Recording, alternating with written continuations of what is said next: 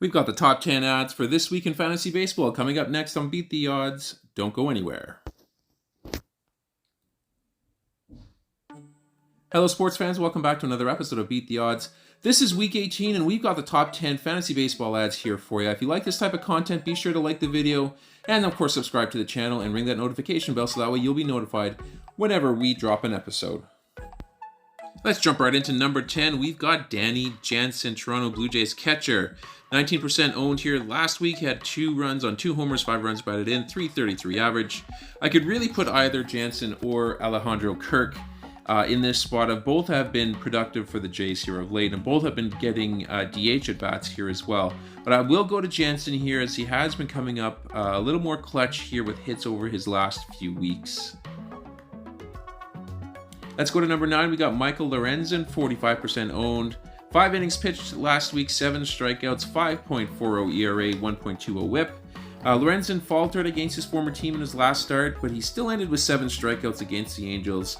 Despite that loss, Lorenzen has pitched to the tune of 3 wins, 2.51 ERA, and a sub-1 whip so far this month in July. To number 8 we go. We've got Ahmed Rosario, 60% owned, batting 5th in the lineup in the Los Angeles Dodgers lineup. 4 runs scored over the last week, 1 run batted in, .412 average. Rosario has struggled this year here for the Guardians, but the hope is since he's been traded, he's now a little bit more motivated and he rediscovers his offense with the Dodgers.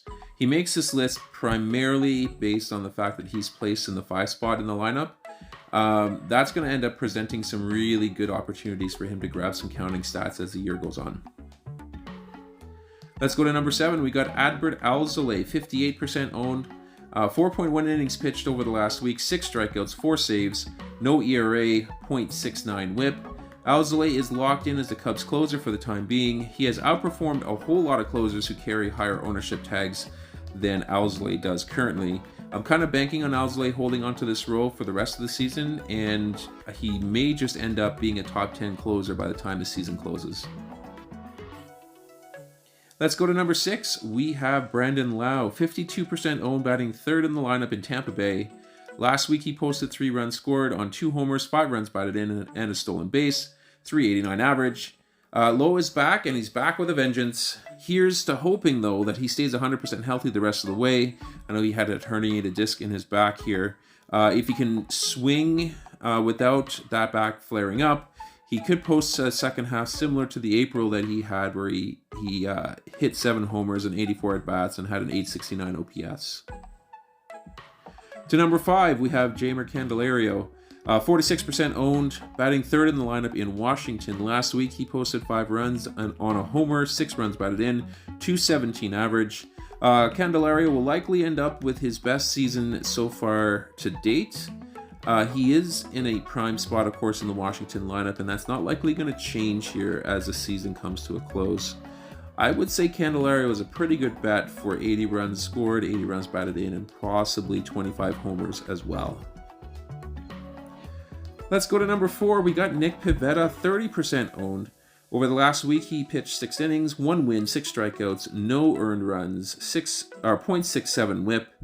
This is a bit of an intriguing opportunity to pick up a few wins for your squad. Pivetta has already racked up 100 strikeouts on the season, and he's included 33 of those strikeouts in the last 21 innings pitched that he's pitched in July. Pivetta pitches behind an opener, usually, which means he's not required to pitch 5 innings to pick up a W. You can slot him in a relief pitcher as well, which really makes Pivetta even that much more appealing to roster right now. Let's go to number 3. We got Tristan Casas, 60% owned, batting 4th in the lineup in Boston. Last week he's had 6 runs scored on 4 homers, 8 runs batted in, .529 average. Casas has been a man possessed since the All-Star game, leading the entire league in many offensive categories. Now, personally, I wouldn't expect Casas to carry a 1707 OPS for the rest of the way like he has this past month after the All-Star game, but batting cleanup in Boston has some major run-producing opportunities, and if he can continue to perform at a good clip, he should be able to hang on to that role here until the season closes. To number 2 we go. We got Mickey Moniak, 57% owned, batting 3rd in the lineup. in Los Angeles over the last week. He scored 3 runs on 1 run batted in, 308 average.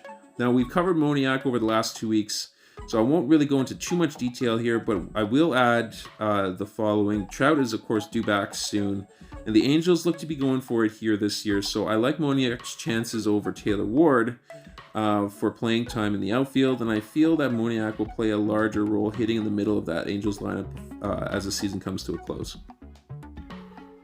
And last but not least, we got Lars Newbar, 58% owned, batting third in the lineup here in St. Louis. Last week, he posted 8 runs scored, 4 homers, 6 runs batted in, 474 average. Newbar has been logging time all over the top of the top half of the St. Louis lineup here of late. He will sit on occasion, but he is a bona fide 5-category stud who's going to help out any fantasy squad as long as he's playing. It's very rare to find a player of this caliber on the wire, so if he is on yours, I would pick him up immediately, no questions asked. And that's going to do it here for this episode. I hope you guys enjoyed it here. If you did, please leave a like on the video and, of course, subscribe to the channel for more. But we are going to sign off for now. We are going to catch you guys on our next episode.